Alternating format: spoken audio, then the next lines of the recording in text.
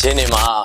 ဂျင်းဆော့တဲ့အချိန်မှာအလေးဘလောက်နဲ့ဆော့ရမလဲဆိုတာမသိဘဲနဲ့တိုင်ပတ်နေတဲ့လူတွေရှိတာအလေးဘလောက်နဲ့ဆော့ရမလဲဆိုတာကိုသိဖို့ကိုယ့်ရဲ့1 rep maximum ကိုသိဖို့လိုပါတယ်1 rep maximum ဆိုတာကိုကတစ်ချိန်ပဲအမြင့်ဆုံးမနိုင်တဲ့အလေးချိန်ကိုပြောတာပါတကယ်လို့ကိုယ့်ရဲ့1 rep maximum ကိုသိကျင်တယ်ဆိုလို့ရှိရင်စမ်းသပ်တဲ့ exercise 3မျိုးကိုပြောပြပေးပါမယ်အဲ exercise 3မျိုးကတော့ squat ရယ် bench press ရယ် deadlift ရယ်ဖြစ်ပါတယ်ဒီ compound movement အနေနဲ့1 rep maximum ကိုစမ်းတဲ့အချိန်မှာလုပ်ရမယ့် step လေးတွေရှိပါတယ်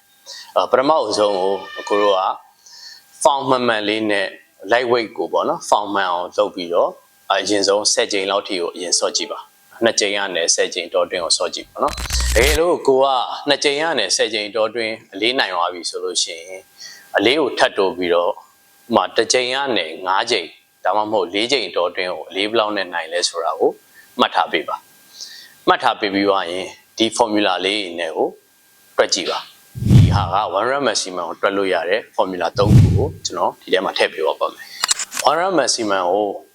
မဆန်းခင်မှာဒီ3ခုကိုတေချာလေးကိုတိတိကျကျစစ်ဆေးသင့်ပါတယ်အဲ့ဒီ main point 3ခုကအရင်ဆုံး form မှန်အောင်အရင်စစ်ပါကိုယ့်ရဲ့ form တွေပိုချာတွေမှားနေတယ်ဆိုလို့ရှိရင်ကို injury ကိုလက်ရက်ပြီးတော့ဖိတ်ခေါ်သလိုဖြစ်နေပါမယ်နောက်တစ်ချက်ကကျတော့ breathing technique ပါဥပမာအသက်ရှူထုတ်ကိုဘယ်နေရာမှာအသက်ရှူရမယ်ဘယ် point မှာအသက်ရှူမယ်ဘယ် point မှာရှူထုတ်လုပ်မယ်ဆိုတာကိုတိတိကျကျသိအောင်လုပ်ပါနောက်ဆုံးတစ်ချက်ကတော့တန်ဖိုးဖြစ်ပါတယ်ဥပမာကိုက bench press တွန်းမယ်ဆိုလို့ရှိရင်